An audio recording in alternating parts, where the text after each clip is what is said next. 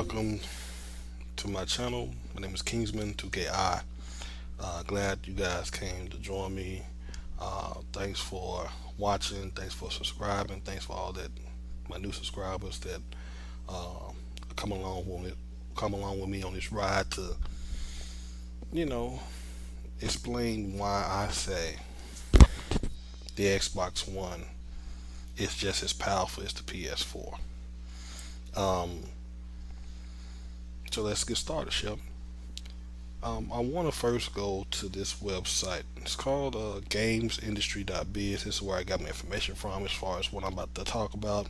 And that's the case for the 10-year life cycle, with a 10-year cycle for the Xbox One and PS4. Um, I believe, based on this website and based on what I've seen uh, and what I'm seeing from Microsoft, um, that I believe it's going to be a 10-year life cycle.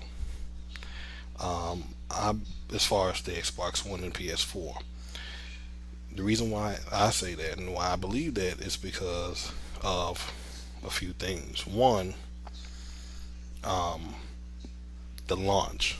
If you look at the launch of the Xbox One and how basically it seemed like nothing was ready yet. They still don't have the DirectX 12 yet. That's in 2015. Um, they, came out, tripping up over themselves because of the reveal and everything. Um, and basically didn't really have the SDKs correct, and then um, all that good stuff.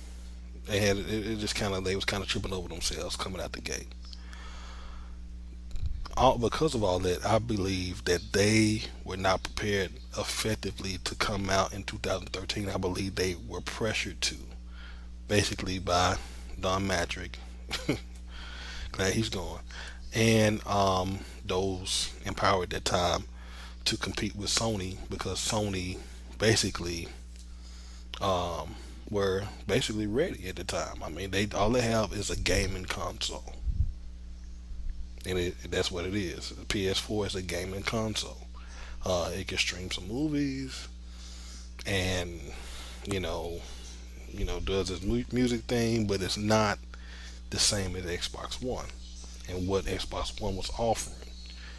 And I believe the pressure to compete with Sony became more important than just having a stable launch, and that's what I think really messed them up in that sense. Because two, the Xbox One is totally future proof. The reason why I say that is because if you look at your Xbox One, there are no analog ports. Everything is all digital. There's no backwards compatibility with the 360 at all. Everything that is all future proof, basically. I mean, it's like if you come into from the 360 to the Xbox One, you come into a new platform, basically. Even though it's got Xbox on the box, you know what I'm saying? It's still a new platform. And look at what it was offering when it launched. When they came out with it, they were coming. It was basically they were basically launching as the Steam box, always on. You know, 24-hour check-in. I mean, basically, when they came up with the console, they came up with it, I believe, with the mind of more of Steam in mind than they did of PS4. That's my opinion, but based on what has happened so far, 9 months into the generation, I mean that the proof is there. You know, I mean, look at what they've having to reverse since Phil Spencer got in charge. They reversed everything. It was supposed to be an all-in-one entertainment center. Basically, it's going to be, all you need is just, you have your in and output for the HDMI for your cable boxes. Even though people are cutting the cable, but they put that in to transition you to using their box because they know it's gonna be all internet about the next 10 years anyway. Mostly. You know, mainly. I mean, I'm not gonna say that. I ain't gonna jump to that conclusion, but I'm not gonna jump to that conclusion. But what I'm saying is, they future proof the box to last 10 years. That's why they're touting the cloud so much. That's why 4K is in the box, native and upscale based on the chip that they have in there. They have to handle that. Contrary to popular belief, it does do 4K, but it's based on the developers, and there's not a lot of 4K content out there. That's why you don't see 4K on the box. And also, they have not totally updated their SDKs to take advantage of it. DirectX 12 has not come out yet. Those things, um, and also the SRAM has not been fully used yet by developers as well to take totally advantage of all that, which all play a part systematically to make that happen. That's why the games that come out with 1080p out the gate, which really doesn't really matter, but for those that think it matters, that's why they didn't come out with 1080p off the top and all that stuff because they really wasn't ready. This was supposed to be the year they came out, 2014, and was supposed to be made a push for it. I mean, just think if they would have came out 2014, Halo Master Chief Collection would have been a launch title. How insane that would have been. E3, you see Halo Master Chief Collection as a launch title, along with Dead Rising, along with Forza Motorsport, along with um, all the other games that they have, and then they would have probably had those games looking a lot better by this time as opposed to last year, and they would have had it all fleshed out, or at least most of it fleshed out, until they can fully implement DirectX 12 to put the cherry on top in a sense, what I'm saying? Not to mention the cloud, So, and then you got to remember also, Microsoft spent $3 billion of their own money developing the controller, the system itself, and not to mention Connect, um, and another billion for what it's worth on the games. And it's still games that we don't even know that's coming out yet. That's still unannounced that they spent all this money on. So I'm just saying, it's too early to jump ship. It's too early to say, oh, Xbox lost the generation. Well, it's too early for all that. I mean, it's really no winners yet. I mean, yeah, PS4 is in the lead right now, 9 months in, but really, it's really too soon to call, man. So just calm yourselves. I'm not a PS4 hater. I'm not a Sony hater. I prefer Xbox One. I prefer the Xbox brand. That's why I came up on from the Dreamcast. Once the Dreamcast fell, I transitioned over to Xbox. I tried PS1, PS2. I just couldn't get into it. As far as uh, the controls, I just couldn't get past the controls. But that's just me. That's my preference. But everybody has their preferences. I'm not hating on anybody that uses or loves their PS4 or PS3 or whatever. Hey, my brother-in-law, he got both systems. He balling. I'm not balling. I ain't like next gen. You know what I'm saying? I'm not balling with 4K TVs and all that stuff. But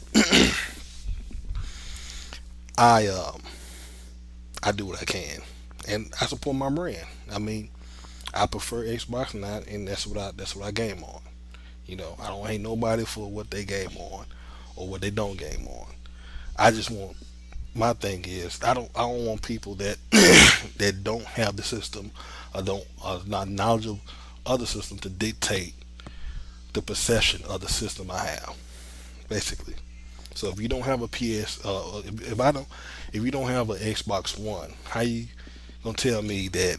Oh, yeah, it's a sorry system. It's not as powerful. Da, da, da, da, when I'm looking at you know charts from hot chips saying it's just as powerful. I'm seeing developers like John Carmack from Ed, used to be with Ed, saying, "Hey, they the same," in which they are, which I'm about to show you. Um, I mean, and then let me tell you something about developers as well. Developers are not as knowledgeable about hardware as people think. I work with developers. My my job is to support the developers and their servers that they develop applications on and programs on. And they don't have a clue about what's going on the server other than whether it's up or down, whether they can get access to it or not, you know. So to believe, unnamed developer here or uh, this developer at this obscure studio here says this, yeah, I wouldn't take that in. I mean, take it with a grain of salt. I would do the research myself, just like I would beg any, I would plead with any PlayStation person to do the research themselves about their system. Know your brand. If you're gonna spend $400, $500 on these systems, know what you're getting into. Know what you're buying. Don't just blindly buy these systems and just beg and petition for games. You know, whether it be Xbox or PlayStation. You know, know what you're buying. It's your money. you know, it's your money, man. You work hard for that money, ladies and gentlemen. You work hard for that money. It's your money. All right. Let's get over into the system on the chip on Xbox. Um, I'm gonna break it down real quick. Let me first lay some groundwork here. Normally, when you're dealing with, I know with PC, since it's x86 architecture, I can kind of address it as a PC because it basically is a PC. But the reason why I say it's even with the PS4 is because for one, both are using the same architecture. Okay, both are using AMD system on a chip. Um, with a Jaguar processor as far as the CPU, whereas the delineation between the two is the RAM, whereas Xbox is using system RAM along with ES RAM. PlayStation is using GDDR5 RAM, which is a graphics RAM, as their system RAM, which has pros and cons, but for them and for what they're doing, strictly gaming machine, it works for them because they just want to do games. Whereas for what, and it goes back to what I was saying about the Xbox, the way Xbox was setting their system up, you got to understand Xbox is running three virtual OSs, three PCs in one on the Xbox. Every Xbox that you have, your Xbox that you have in your living room right now is running three OSs. One's for the apps, one's for the games, and one to run in between, to function in between. So you have to remember that when it comes to Xbox One. It's basically you're running three OS, you're running three Windows 7s on your PC. you know what I'm saying? Basically, you're running three Windows 7s on the Xbox. Basically, it's Windows 8, but that's neither here nor there. So it wasn't make so. Bottom line, what I'm saying is, it wouldn't make sense for Xbox to use just GDDR or just graphics memory because graphics memory is different than system memory. It's customized for more bandwidth. It's more parallel reading and write at the same time. All that for the function of graphics, as opposed to system memory. It's more for processing. Uh,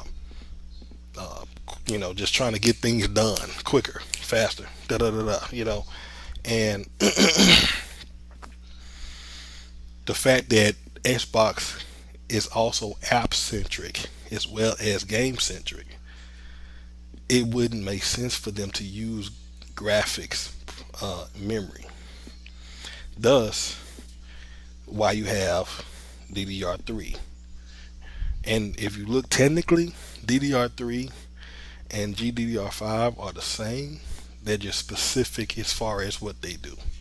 Same platform, they're still memory. still GDR memory, but one is set aside for graphics, one is set aside for system. You won't see a leap and bound in memory process until you get to DDR4, which will blow both of them out the water. And I don't think that's came out yet, so that's neither here nor there. But what makes if back to my point, what makes the Xbox a little bit different? Even though let's say if the Xbox did not have the ES RAM, then I would say, hey, PlayStation, you 50% more faster, powerful, all that good stuff. You know, but it really wouldn't be powerful, but it'd be 50% faster because based on the GDR5 RAM in comparison to the DDR3 RAM by itself. But with the SRAM, that's the game changer for the Xbox One because the XRAM, along with the DDR3 RAM, I mean, SRAM by itself is just as fast as GDDR5. I mean, you basically getting 109 gigabytes per second. That's going both ways, and it read and write both ways, basically making it 240 gigs a second. You know, that's that's some speed for you. Not to mention the fact that it's associated with write access with the GPU along with the CPU, whereas they're using which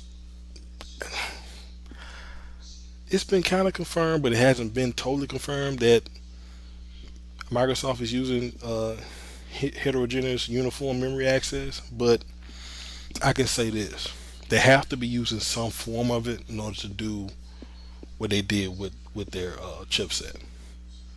Because what heterogeneous uniform memory access is basically the ability for the CPU and the GPU to access each other's memory without going through a whole lot of protocols. In a nutshell, because normally the CPU has its own set of RAM, system RAM.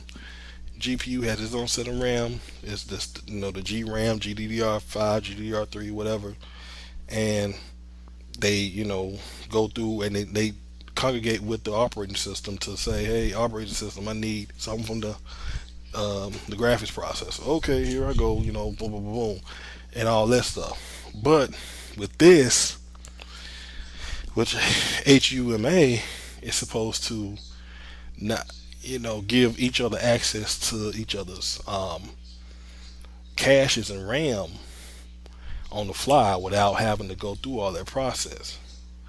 And I read in other articles or whatnot that um, this is supposed to be the case for Xbox, and I heard it's supposed to be the case for PS4, but they still haven't confirmed it yet. But I mean, most people believe that they are using it in some form. The reason why they're able to do what they do with the GDDR5 RAM and all that stuff, but I've yet to see any article totally confirm it. But hey, I wouldn't put it past them. It'll be a smart move to do, you know, especially if you're using the architecture to use HUMA to make it happen for your system, which I'm quite sure they are.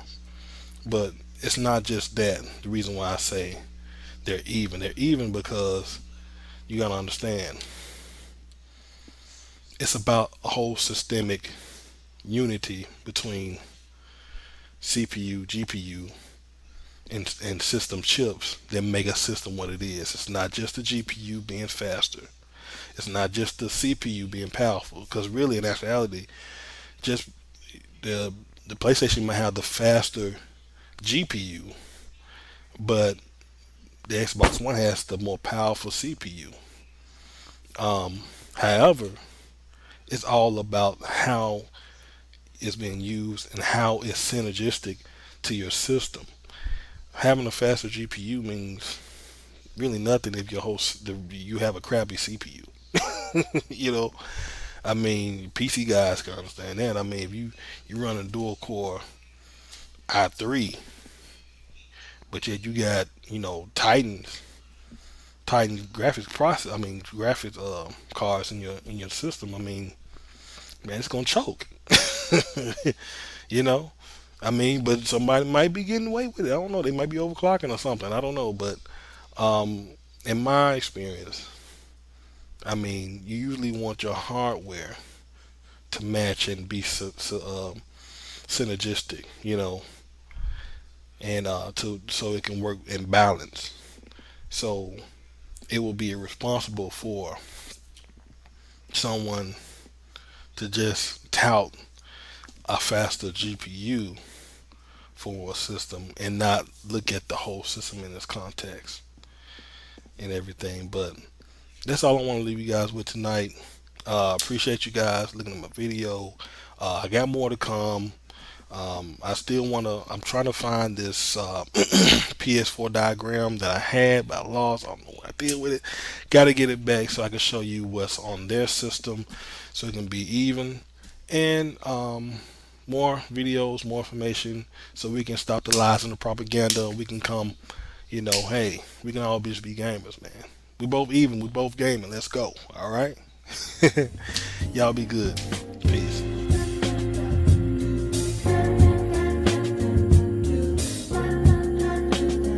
Say life is like a box of chocolates. But what do that mean to the diabetic? Rappers full of crap and they lyrical like a predicate. It's me who they pissing off, and my lyrical is a diuretic. If I let it. My city a bunch of Ruger kinetic movers, D1 killers, JJ Reddick shooters.